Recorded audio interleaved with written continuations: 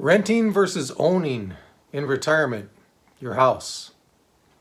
First, let's look at owning, the pros. Number one, tax deductions. Property tax can be written off for your house. Might not be a huge deduction, but any little thing counts, right? When you're dealing with taxes in retirement, because taxes can be a big thing. A lot of people don't really look at taxes that much in retirement when they really should. So any kind of tax deductions can help in retirement. Number two, equity. If you rent, you don't get equity. If you own a house, you do get equity. Equity can be big. Again, it depends on how long you're going to own the house, the area that you live in. Obviously there's areas of the country that increase in equity much faster than others. But if you plan on holding onto your house for a long time, let's say 15, 20 years, probably your equity is going to go up, right? So equity is a big pro when you're owning a house. Another one, now this is something that we did in my mother's case. We used the equity in her house towards the end of her life to help with her medical costs in reverse mortgage. I might be doing the same thing, 20 years down the road from now. Reverse mortgage, in our case, and again, it's different for everyone. Everyone has a different experience. In our case, a reverse mortgage was very beneficial to my mother. And, the money that we could get out of that, the equity in the house for her medical expenses. So this might be something you think about too, if you own your house. The fourth pro for owning your house. If you already own your house outright, you've got no mortgage, right? No mortgage. So why would you even think about moving to a rental if you have no mortgage, unless you're planning on just relocating because of children, because of you want a better location, a warmer location, whatever it is when you're retired.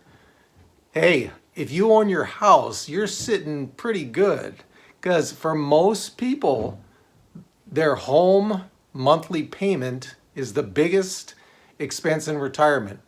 Until maybe way later in years when you've got to really look at the medical costs and everything like that. But if you own your house, you're looking pretty good.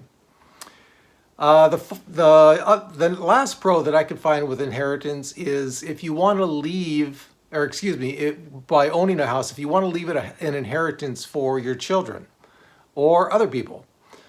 That's a big chunk of cash, whether or not they want to stay in that house or not. And who knows, it might be in a great location for them. They could have a house after you're gone.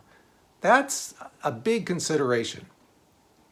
The first con in owning a house in retirement is maintenance. Now, in the beginning, it might not be that bad if you're like 60, 65, even 70. But as you get up in age, maintenance can be a real issue for you, just getting around in general. Now, of course, you can pay someone to do the maintenance on your house, right? But that is one thing to consider, maintenance. Second thing is market value. Let's say you happen to own your house in a time when the market values are plummeting. And usually, these things are cyclical. They go up, they go down. But hey, if you decide to buy a house in retirement like I did, and if market values go substantially down in the first, let's say, 5 years, it might take you a while to build that back up, right? So take that into consideration too. Another thing, we had in the pros, tax deductions. Cons, you got a property tax payment every year. Again, depending on the area you're in, this could be a lot of money, right? So, for me, when I look at this, in owning, pros outweigh the cons. But there are cons to this. Okay, so let's move on to renting. Renting in retirement.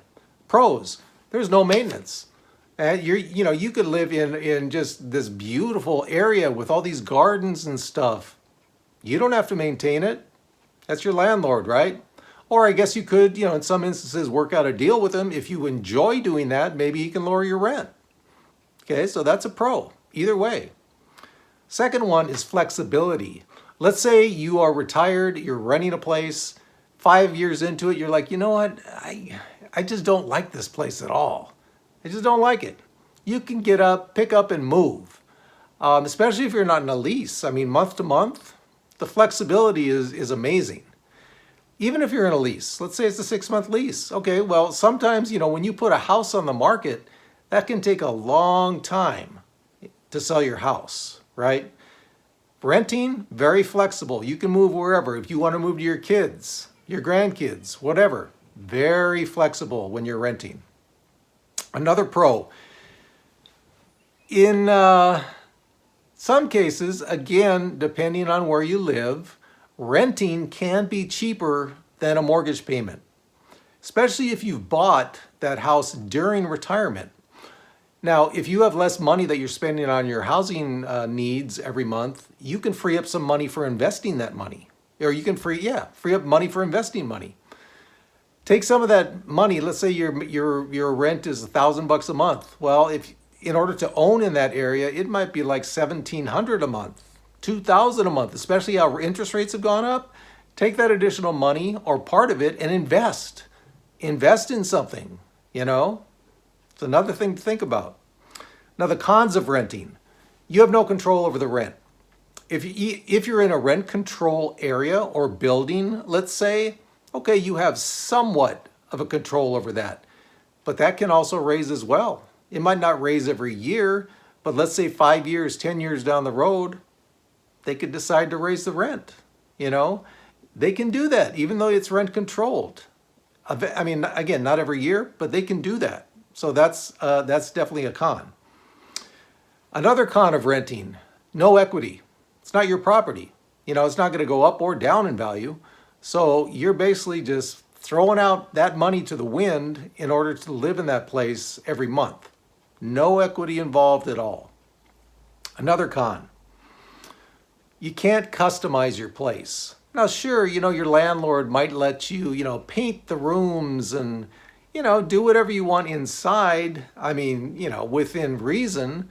You're not going to be knocking down walls and like making that kitchen and dining room into one room, right? So yeah, I mean, you got to be okay with that. When you move into a place, is it okay with you? Do you really need to customize? If you think you're going to be in a place where you need to customize, when you first look at it, renting's probably not for you. Okay? So there's so many things to consider.